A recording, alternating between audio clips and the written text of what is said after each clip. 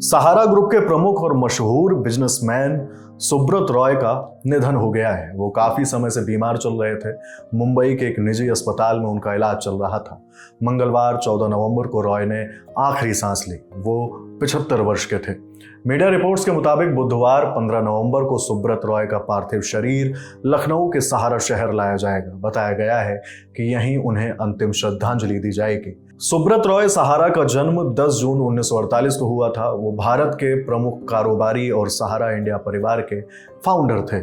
उन्हें देश भर में सहारा श्री के नाम से जाना जाता था। समाजवादी पार्टी से सुब्रत रॉय के करीबी रिश्ते रहे हैं। उनके निधन पर सपा ने शोक जताया है। पार्टी ने अपने आधिकारिक सोशल मीडिया हैंडल पर लिखा कि सहारा श्री सुब्रत रॉय जी का निधन अत्यंत दुखद। ईश्वर उनकी आत्मा को शांति दे। शोकाकुल परिजनों को यह असीम दुख सहने का संबल प्राप्त हो। भावभीनी श्रद्धांजलि। सहारा इंडिया में निवेशकों के पैसे सालों से फंसे हुए हैं। 2022 में वित्त राज्य मंत्री पंकज चौधरी ने लोकसभा में एक सवाल के जवाब में बताया था कि सहारा इंडिया ने 2 करोड़ 32 लाख निवेशकों से 19,400 करोड़ रुपए से ज्यादा जुटाए थे।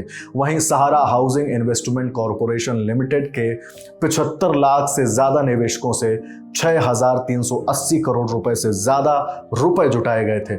इसमें से 138 करोड़ रुपए ही निवेशकों को अब तक वापस लौटाए गए हैं। इस साल 29 मार्च को केंद्र सरकार ने कहा था कि सहारा की 4 कोऑपरेटिव सोसाइटी के 10 करोड़ निवेशकों को 9 महीने के अंदर अंदर पैसा लौटा दिया जाएगा। कुछ ही दिनों बाद सुप्रीम कोर्ट ने भी सहारा मामले में एक आदेश जारी किया। कोर्ट ने सहारा से भी रिफंड खाते से 5,000 करोड़ रुपए केंद्रीय रजिस्ट्रार के खाते में ट्रांसफर करने और इस पैसे को सहारा ग्रुप ऑफ कोऑपरेटिव सोसाइटीज के जमाकर्ताओं के बीच बांटने को कहा था। इसी आदेश के तहत सहकारिता मंत्रालय ने सहारा रिफंड पोर्टल लॉन्च किया था। गृह मंत्री और सहकारिता मंत्री अमित शाह ने भी 17 जुलाई को इस बारे में ट्वीट किया था। उन्होंने कहा था कि सहारा की कोऑपरेटिव सोसाइटी में जिन लोगों के कई सालों से रुपए फंसे हुए थे उनके लिए कल एक खास दिन है। मोदी सरकार उन निवेशकों की जमा राशि को लौटाने के संकल्प को पूरा करने की दिशा में आगे बढ़ रही है, जिसके अंतर्गत सहारा रिफंड पोर्टल की शुरुआत होगी। इस कदम से उन सभी लोगों को राहत मिलेगी जिन्हें अपनी मेहनत की कमाई वापस आने का इंतजार है। ऐसी ही अन्य खबरों के लिए देखते रहिए द लल्लन टॉप। नमस्ते। ये स्टूडेंट्स बड़े परेशान भी रहते हैं कि साहब मम्मी पापा हमारी बात नहीं समझते हैं, हम गलत कोर्स में आ गए हैं, गर्लफ्रेंड नहीं बन रही है। देख रहे हो आप, माँ बाप किडनी बेच बेच के पढ़ा रहे हैं, उस पर किसी का रिएक्शन नहीं आया।